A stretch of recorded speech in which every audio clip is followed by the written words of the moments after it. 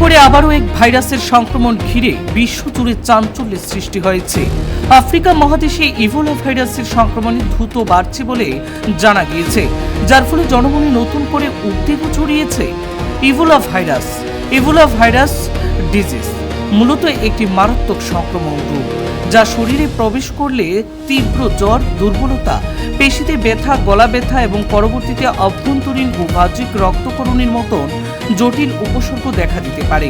বিশেষজ্ঞদের মতে এটি শরীরের ইমিউনিটি সিস্টেমকে দুর্বল করে দেয় এবং সময়মতো চিকিৎসা না হলে ঝুঁকি আরও বেড়ে যায়। সাধারণ সংক্রমিত ব্যক্তির রক্ত শরীরের তরল বা দূষিত সরঞ্জামের মাধ্যমে এটি দ্রুত ছড়াতে পারে। এদিকে সংক্রমণ পরিস্থিতির কথা মাথায় রেখে দিল্লিতে 28 থেকে 31 মে অনুষ্ঠিত হতে চলা ভারত আফ্রিকা চতুর্থ শীর্ষ সম্মেলন ইন্ডিয়ান আফ্রিকা ফোরাম সামিট স্থগিত রাখার সিদ্ধান্ত নেওয়া হয়েছে। বিদেশ মন্ত্রকের তরফে জানানো হয়েছে, ভারত সরকার এবং আফ্রিকান ইউনিয়নের মধ্যে আলোচনার ভিত্তিতে এই সিদ্ধান্ত গ্রহণ করা হয়েছে।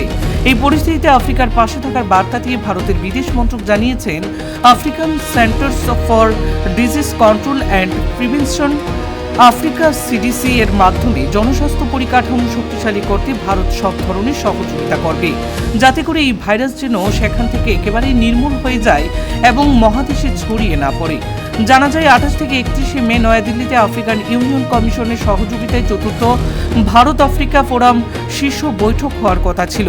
সেখানে আফ্রিকা মহাদেশের বিভিন্ন দেশের নেতা এবং আফ্রিকান ইউনিয়ন কমিশনের প্রতিনিধিদের একত্রিত করার পরিকল্পনা ছিল, যার লক্ষ্য ছিল ভারত আফ্রিকা অংশীদারিকে আরও শক্তিশালী করা এবং বিভিন্ন ক্ষেত্রে সহযোগিতা যেন আরও সম্প্রসারণ করা যায় তার রূপরেখা তৈরি করা।